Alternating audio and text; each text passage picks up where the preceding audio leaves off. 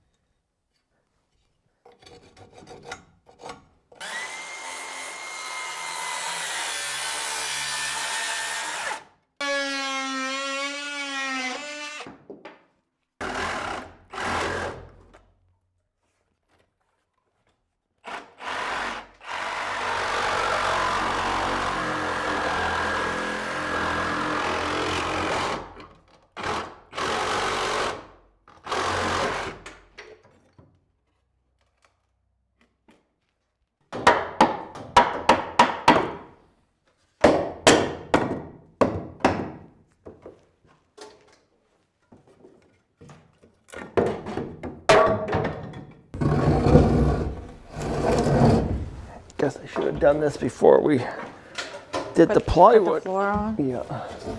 Okay, grab that, pull it towards you. Okay, let's see if we can stand it up. Not yet. Go. Turn it. Now you can have to like hit it with a hammer.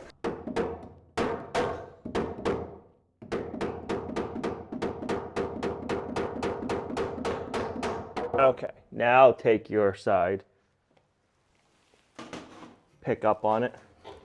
Okay, pick up.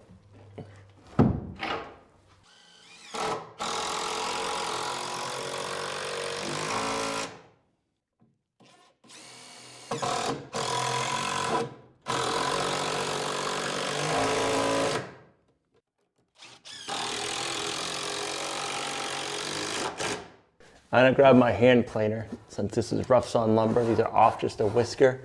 And we're gonna have a 6x6 under here. I want the 6x6 sitting flush. So we'll just plane a little area down, just a whisker, get all the ends nice. And then we can put a 6x6 right here.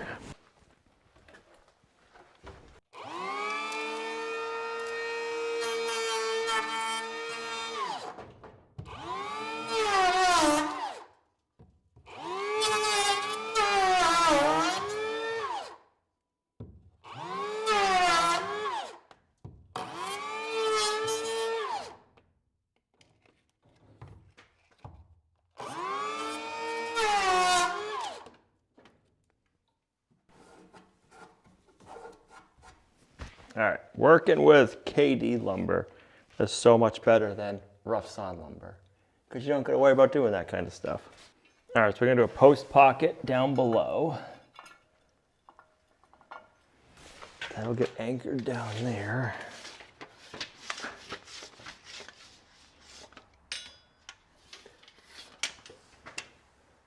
So 76 3/4.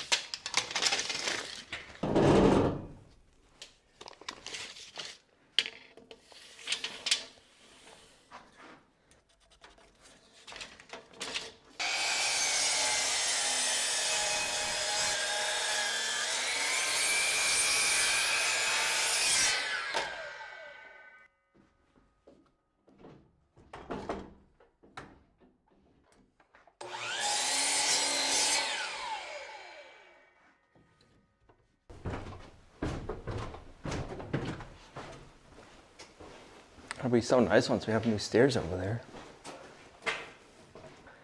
Close enough. So it'll be over this way a little bit more, which is fine. Yeah, that'll work.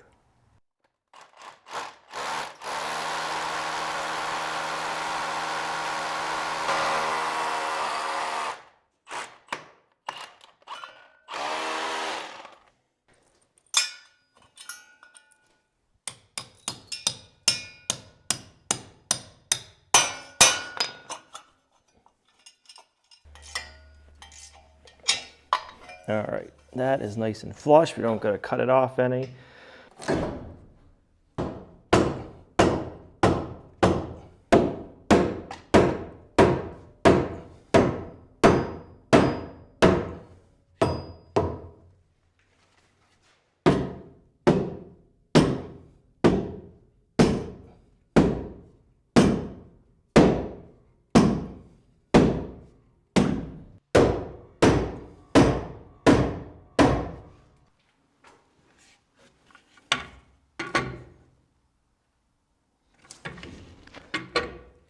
Good there, good there.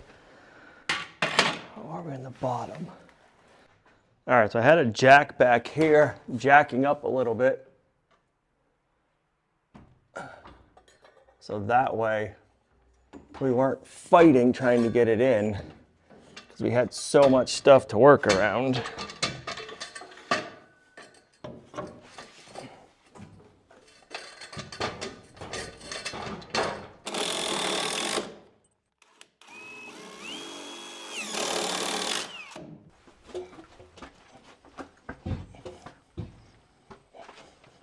Now we got to figure out if we can get this hand-hewn beam to work as a post. It looks pretty straight from here, and then it twists there. Hopefully, we got 8 feet before it twists. You have 8 feet? I think so. I think if you look, it's fairly straight to just past 8 feet, and then it kind of goes like this at the top. Oh, yeah. Can you see that? Yeah. All right, so we've changed our mind a little bit, and I'll tell you why. So this beam, which would be a post, has a lot of twist in it, and we can't cut it out for where we need it for. And then the other one that we have has a lot of twist in it, also has a couple of notches cut into it for when it had the sleeper logs in it for floor joists. So we're not going to use the hand-hewn beams there. So we have these cedar 6x6 posts. These are actually cut out of cedar from our off-grid property. If you guys remember when we got the property logged, we saved all the cedar logs, and then this past early springtime we loaded up the logs, and Gina's dad cut us a bunch of posts, and we're using them for fence posts. We're actually going to use 2 of them in the house instead of the hand-hewn beams. And then we're thinking the hand-hewn beams we might be able to incorporate into our kitchen island because we're only going to need smaller sections. So at that point we'll have to think and see if we can cut them, and then maybe we can even figure out how to rip them. So if we don't need them this thick, if they're just going to be like in the outside of the cabinet for decoration, we could rip this in half and have 2 pieces. So we're going to save the hand-hewn beams. We want to incorporate them and use them somewhere. It's just for the posts, they're not going to work because they'd just be off and twisted and it wouldn't look good. But using the cedar is kind of cool because we're going to be incorporating some of the off-grid property into the farmhouse. So we'll have these as a story and a reminder for the off-grid property always. And of course, we're going to be doing the farmhouse style, so we're probably going to, you know, give it a little, it's not going to be rough like this because we don't want splinters or anything, plus probably beat it up a little and give it that rustic look and everything, but these are going to be nice. 93 15/16.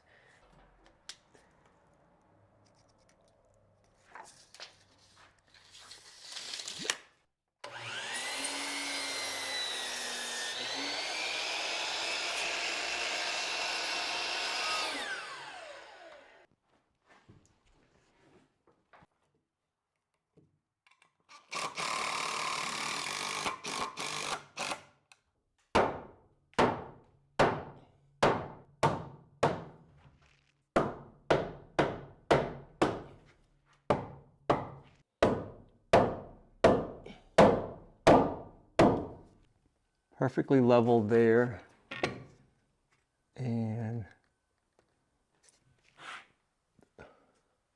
the bottom's got to go in a whisker. Really? Perfect that way. Perfect that way.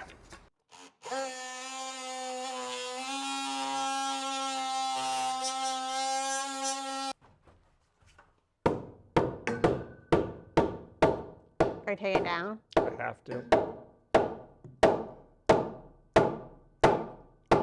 There was about an inch gap between the chimney and this beam, so we're trying to fix that because it's going to be a main focal point, so we're just trying to push it in more.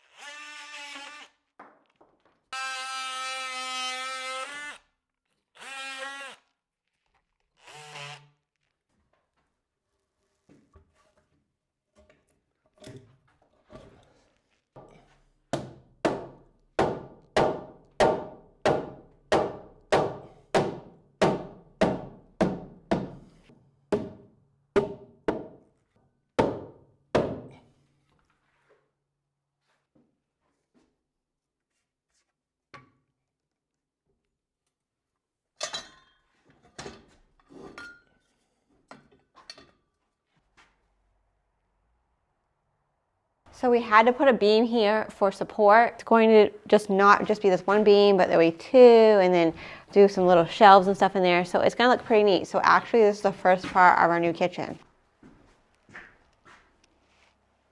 What do you think? Looks good. I think we put the next post in. Yeah. We don't need it, but we might as well put it in So we can see. so we can see, and then that way we have it and it's not getting damaged somewhere. Let's go over it right there.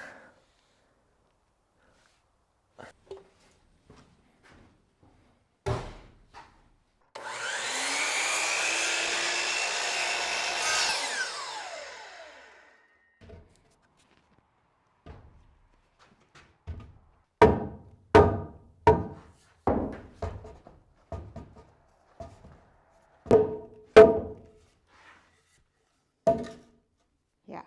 Well, I had it all measured for where we thought it was going, and Gina changed her mind. So, Well, I haven't decided for sure yet. so now I got to make another block. So this one is not a support beam. This is just for looks because we have to have this one. So this is my idea was we can have like some shelves, you can hang some plants, put some plants, some pictures, whatever. So then he was gonna put it out here, but then I don't like it sticking out on that side. So my question is, do we leave it like this and have it flat against here? Or do we put it back out like this one, and then we do another one on this side, and then have shelves on that? But there is going to be something right across to the wall there, so I think that might make it look weird. I don't know. Tell me what you think. This post has to be where it is because it's going to be under the beam, so we can't recess this post in like this one is. So this one has to stay like this. This one can stay like this, or it could bump out and be like this one. So I'm gonna put a little nailer plate here, and I'll put one screw in it for now because this doesn't support anything. And then Gina can decide and get feedback from you guys if she wants to keep it here, or if she wants to bump it back out, or if she wants to do 2 more or not. So yeah, let me cut a little filler. I'll get it screwed in place so it doesn't fall on anybody.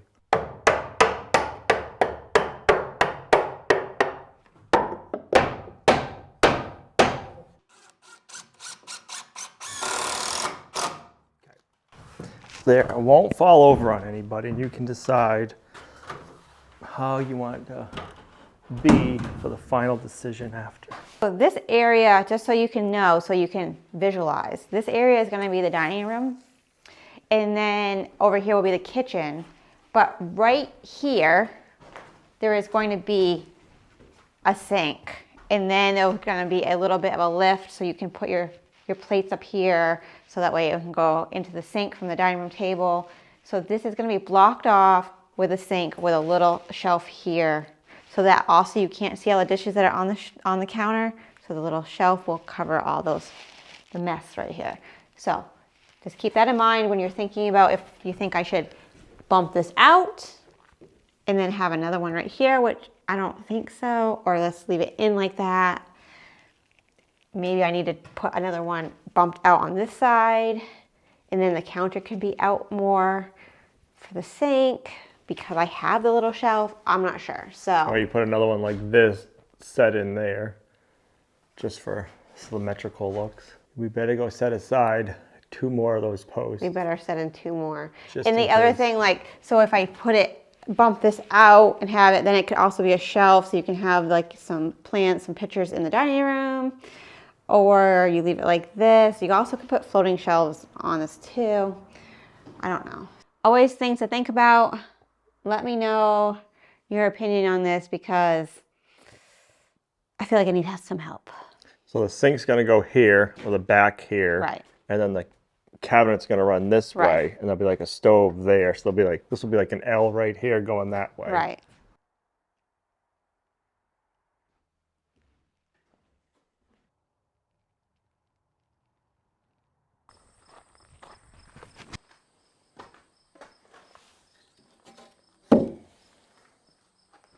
Found one good one.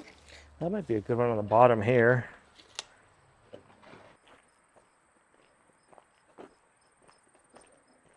All right, we'll set these aside so they don't get used as fence posts. Just in case. Just in case. Probably only need 2, maybe 3, but probably not 4. All right, so we got our post over here, and we also need to put a wall over here.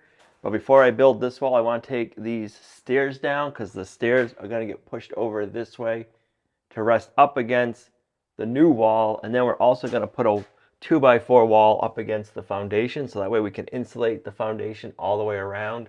So we'll bump the stairs this way, and we can actually make the stairs wider. Right now they're like 36 inches wide. We're going to make them between 42 inches and 48 inches wide. So that'll be a lot nicer. So when we're bringing stuff in the basement, we have a wider stairway.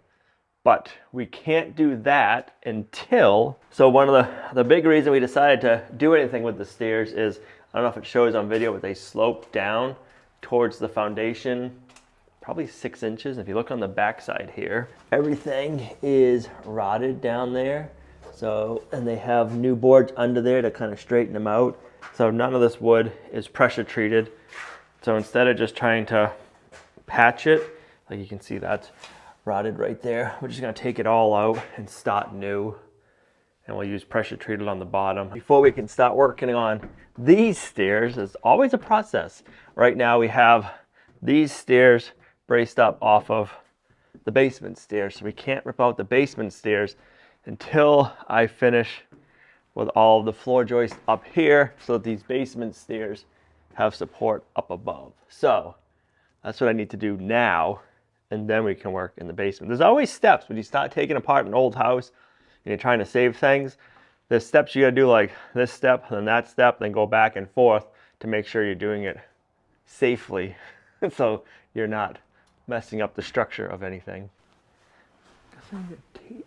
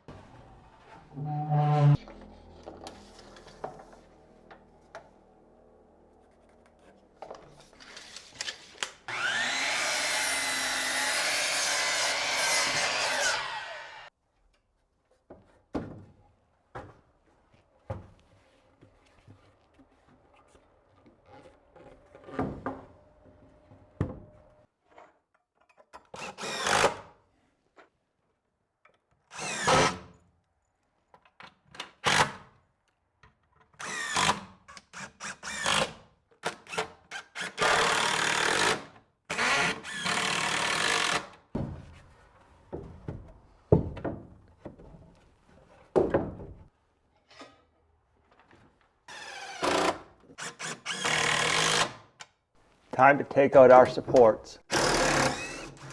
See how we did.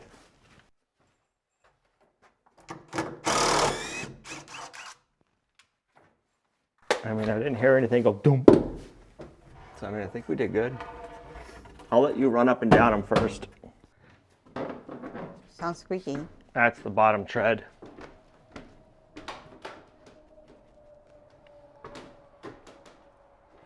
Those are good. Nice and solid. Not going anywhere. You just can't walk on that floor. I know, we're lacking a floor. Wah, wah, wah. We're getting close. We're getting close. All right, while I'm in the mode of finishing up the headspace over here, I might as well get this side done.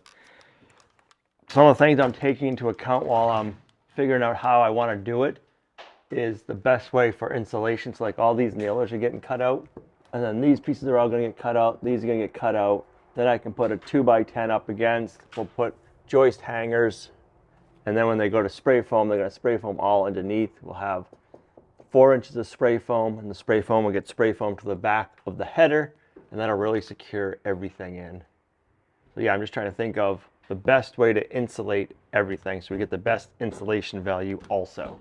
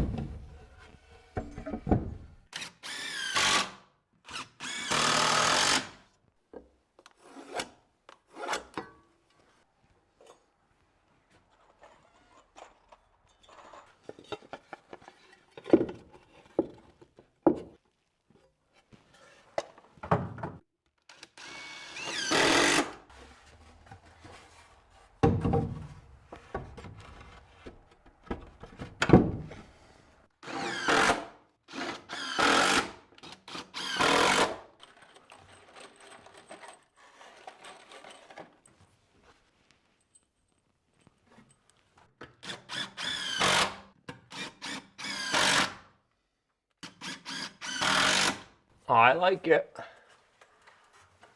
We're just gonna tighten everything up down here. We gotta get blocking in between. And then I want to put a 2x10 going this way on the wall to finish that side off.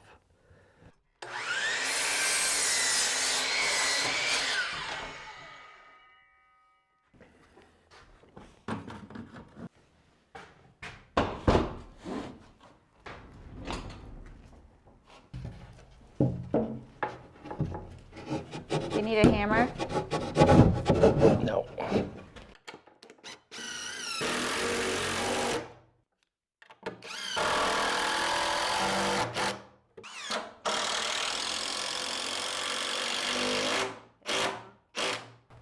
Nice. Look at the knot. It's like a cork.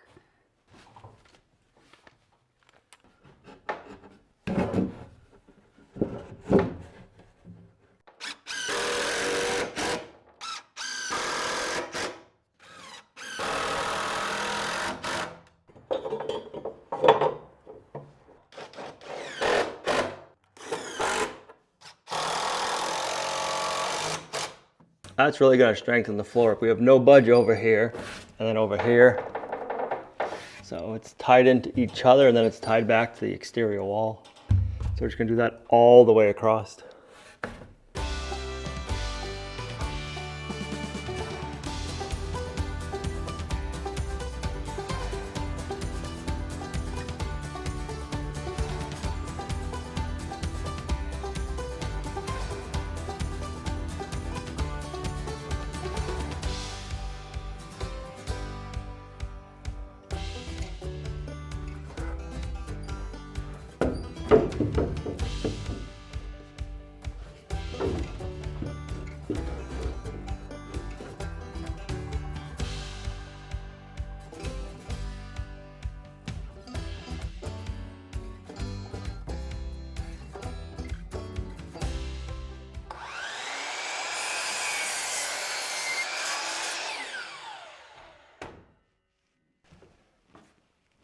Do you need me to find any more?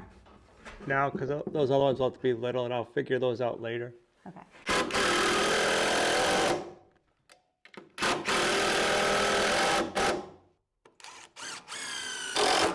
Well, it feels good to have our post up. One's a decoration and the other one is the main support for that beam. So I'm glad we got it in. A little bit of work, so we got to put the support in down below, but it looks good. And we got all the little nitpicky stuff in here done. So now we can get in the basement and get that wall built. So then we can get our subfloor installed. But this is where we got to end this video. Thanks for coming along on our farmhouse renovation journey with us, guys. You're a huge blessing to us in our farm. If you liked the video, give it a thumbs up, share, subscribe, and we'll see you right back here in the next video. Bye. Bye.